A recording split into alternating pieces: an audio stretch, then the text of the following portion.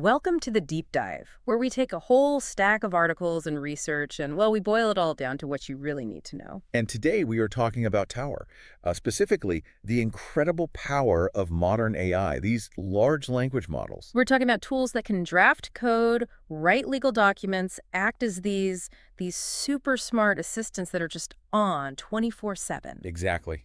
But that kind of top-tier power, like you see with something like ChatGPT Plus, it comes with a price tag. Right, a pretty standard one, actually. It's usually around $20 a month. And, for a lot of people, that's a real barrier. Oh, absolutely. If you're a student, a freelancer just starting out, or you just need it for a few quick tasks here and there, $20 a month it's a lot. It's too much for just occasional use. But what's really fascinating and what we found in the sources is how this gap in the market is being filled. A whole secondary market has sprung up.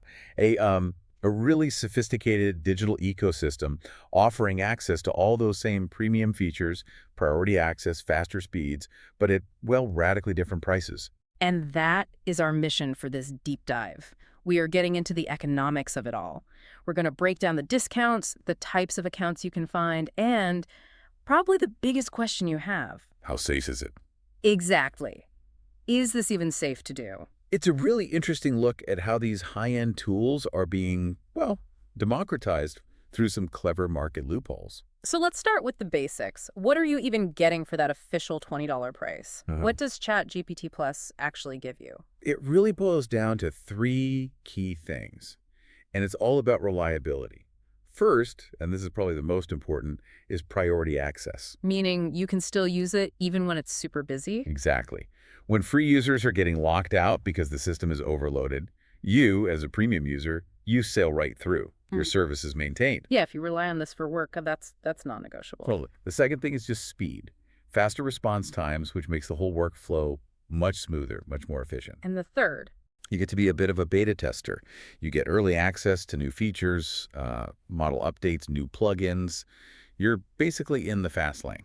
But again, the sources really hammer home that for so many people, the student, the hobbyist, that $20 recurring bill, it just isn't justified. And that highlights this huge global demand. People want the quality and the reliability of the premium tier, but their budgets just can't handle the official price. The market is basically screaming for a cheaper way in. Which leads them to search for things like cheap ChatGPT accounts or ChatGPT Plus shared accounts.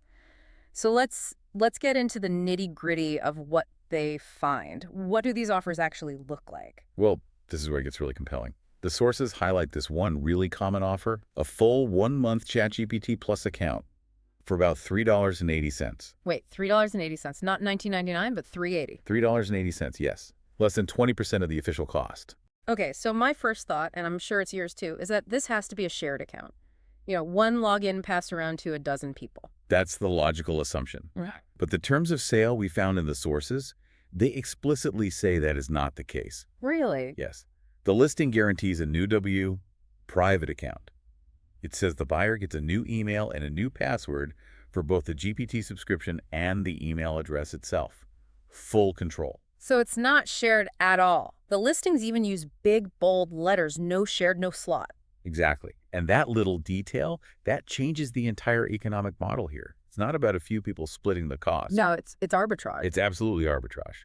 The seller isn't splitting a $20 cost. They are acquiring these accounts for much, much less. How? Are they using regional pricing differences? That's the strong implication, that the official $20 price is for, say, the US or Europe, but in other markets the price might be significantly lower. Or they're leveraging some kind of bulk, corporate, or promotional offer on an industrial scale. So the whole business model is built on exploiting those global pricing gaps. Precisely, and the logistics are all there to support it. The accounts work globally on any device, and after your month is up, it just reverts to a free account. The transaction is clean. You can then go and renew it for the official $20 if you want. And that $3.80 price point, is that the standard or does it vary? Oh, it varies wildly. That seems to be a common middle-of-the-road offer. We saw prices in the sources as low as, get this, 34 cents. 34 cents for what? Probably for a very limited, maybe a 24-hour pass, something high risk where you have almost no guarantee. Yeah. But then you also see other offers going up to 11, 12, even $15.99. So what's the difference? Why pay $16 when you can pay $4? It's all about risk and warranty. A highly rated seller offering it for $15.99 is probably giving you a much longer guarantee. They're saying, if this account stops working for any reason, we will replace it, no questions asked. Whereas the 34-cent offer is basically a use it while you can kind of deal. Exactly. You're paying for confidence and support. And the delivery speed is another factor. Most of these sellers promise instant delivery or within an hour. It's all automated. Okay, the low price is compelling, but it all comes back to that one huge red flag: trust. You're buying login details from a stranger on the internet. How safe can this possibly be? And that is where the structure of the marketplace itself becomes the entire value proposition. Hmm. The platform we saw mentioned has been around since 2016, and it's built this entire infrastructure specifically for these kinds of digital goods sales. I think I saw it mentioned it's a system called Gamer Protect. That's the one. And the heart of Gamer Protect is an escrow system. Okay, break that down for us. What's an escrow system? Think of it like a neutral holding zone for your money. When you pay your $3.80, it doesn't go to the seller. It doesn't. No. It goes to the marketplace, and they hold it.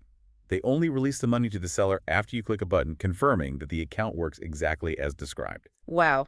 Okay, that completely changes the risk. The seller has zero incentive to sell you a dud because they won't get paid. None whatsoever. And on top of that, they offer what they call a 14-day insurance policy. For what if the account stops working a week later? Precisely. If there's an issue post-delivery, say the account gets revoked for some reason, you still have a 2-week window to get it resolved or get a refund. They're basically selling you confidence against the volatility of whatever method they're using to get these accounts. And it's not just their own internal systems. I saw something about an ISO certification. Yes, ISO YEC Oh, 27 Lever 1.201. It's very technical international standard for information security management. yeah. It's an external guarantee that they follow really rigid enterprise-level protocols to keep your data safe. So this is not some shady back alley digital market. It's a platform with serious security infrastructure. Right. And you see that reflected in the seller ratings. The one we looked at had a 99.90% success rate across more than 2,000 sales. They're not just selling a product, they're selling trust. Plus 200 payment methods, 247 support. They have made the process feel as safe and seamless as buying from an official vendor. And we should probably pull back a bit because the sources are clear. This marketplace isn't just for AI tools. This is a huge global ecosystem. Yeah, the numbers were pretty staggering. 16 million users, 35 million transactions. It's a massive digital bazaar. They sell everything. In-game currencies, software keys, digital subscriptions, you name it. And now ChatGPT accounts are listed right there among the top trending products. Right next to things like IPTV subscriptions. It shows how quickly AI access has become this mainstream, high-demand digital commodity. It's just another essential tool that people want efficient, cheap access to. And that's what they're buying, fundamentally. Yeah. Access to that core utility. The natural language understanding, the super fast text generation, the translation, all of it. So if we bring this all together, what it really means for you, the listener, is that this incredible AI power is being democratized, not just with free versions, but through these highly competitive, secure markets. You don't have to break the bank for that premium speed when you really need it. That's the core takeaway from our deep dive today. Premium, private AI access is available for just a fraction of the cost. And it's happening on established marketplaces that have built some really robust security, like escrow and insurance, to protect the buyer. It's the arbitrage economy crashing into the AI revolution. That leaves us with a final thought for you to chew on. The sources show this huge variety of prices, right? From 34 cents all the way up to $16.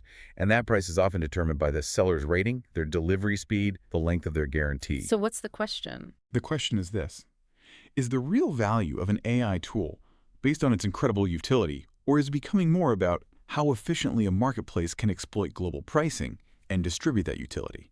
And maybe more importantly, how are the official providers, the big tech companies, going to react when their premium pricing models are being so effectively undercut on an industrial scale? That's definitely something worth thinking about.